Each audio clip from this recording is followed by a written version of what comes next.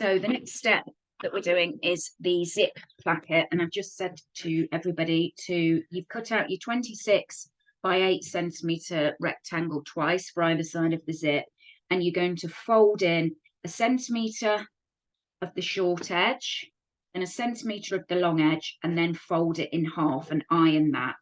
So it's two sort of rectangles that are going to encase the zip with no raw edges showing, because it is going to be on show. And the first thing we're going to do is sew one side of the zip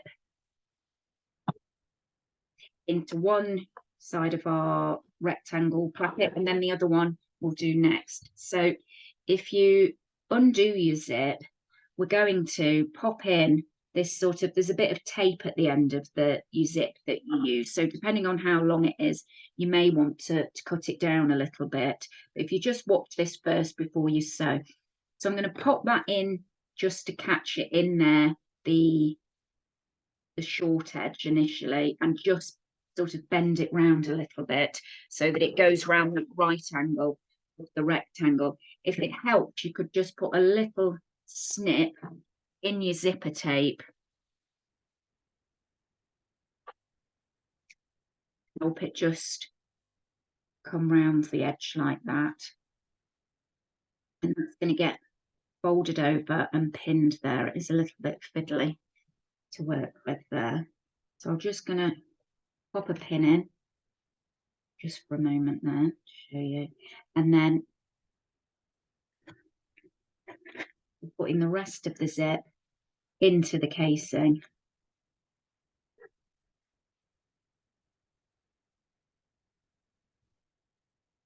You just leave a few millimeters from the zip teeth so it doesn't get caught when you do it up.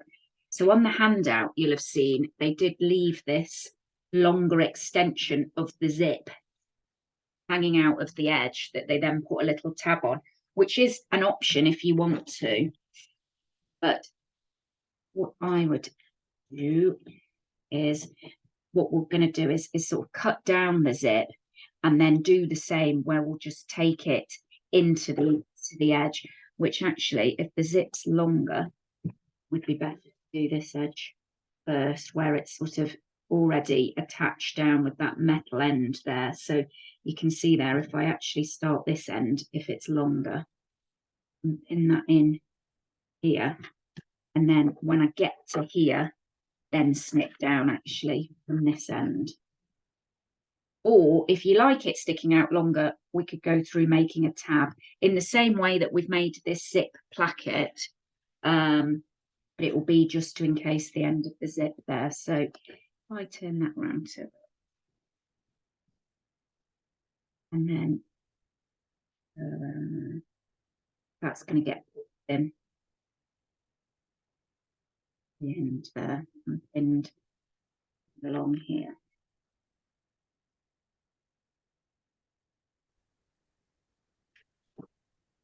So once you've got it pinned in place with the ends of the zip tape tucked into the short ends there, we're going to stitch along the folded pinned edge, along next to the zip, and then the last short edge there. So the folded edge hasn't got any stitching on it as yet, because that's what we're going to use to attach it to the bag, the lining of the bag. And just to say, when you're popping this in and pinning it in place, just check the back as well of where the placket's sitting, that it doesn't sit too close to your zip, that it's going to get. So I'll stitch that round the 3 sides, and then we'll do the other side. So that's down one side, the short edge, the edge near the zip, and back up, and then we're going to encase the other side. The edge of your zip placket might be bulky with it folding in and over, so you might just sort of have to encourage that through the machine as well. So now you'll have sewn both sides to either side of the zip, 2 short edges and the long one, so it opens and closes like that.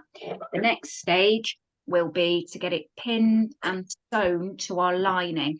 So this can be done before or after you've sewn the lining together. It's just a preference of what you find easiest to do.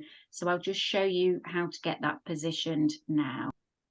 So I've got here my lining that is inside out because I've sewn it together. So there's a few ways you can do it. You can position it before you've sewn the sides as well, but we're basically positioning this folded edge 4 centimeters down from the top and are going to pin that in place. So it is slightly, it might feel a little bit more difficult when you have sewn the sides, but it is doable. You could potentially turn it out the right way to start with and do it like this, inside out, measure 4 centimeters, get that pinned, and we're going to stitch along there. And then this side will just need to get manipulated round to here. So that might be fiddly, but we can give it a go. I'll just get this first one pinned. So as I said, 4 centimeters down from the top edge.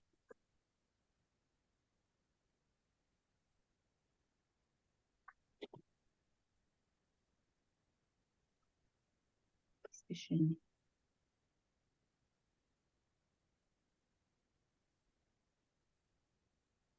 In place, and then we're just going to stitch from one end to the other, just on the straight edge. You're not coming out into the short edge, just along that long edge there. So I'll get that sewn in place. Just get it centrally in place, especially if you're attaching it to the two sides that haven't been attached yet. Just make sure you've got them really central and in the right place. So if you have already got your bag joined together, your lining, you probably want to take off the side arm of your machine so you can just pop it under and just sew along that line there. Rotate it round. Back to my normal foot, needle in. I'm just getting that top edge stitched in place now.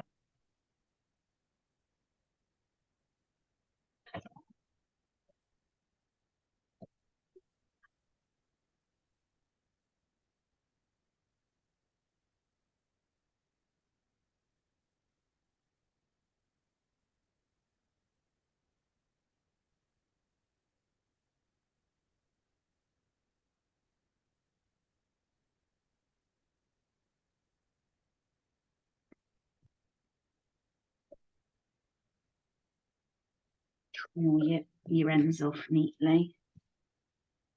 So you'll have something that looks like now on one of the sides. I'm just going to do the other side. So with having sewn up the sides, I did have a little bit of trouble getting the other side of the zip placket on where it's joined, the zips joined together there, but I pinned it inside out and then turned it back out the right way to sew it down. So I'm now just going to sew the other side of the zip placket. So I've done that side. I'm going to sew this side just along there, and then I can just turn it back inside out, ready for the rest of it to be constructed. So both sides are sewn in place. So then when I turn it inside out, you'll see that it's a concealed top edge zip because it's dropped down. Like I said, it's placed 4 centimeters down inside the bag. Then once we've sewn around the top, it'll be more like 2.5 centimeters from the top there. So that's all your lining sewn together now. And we can put that to the side and move on to the flap, do another video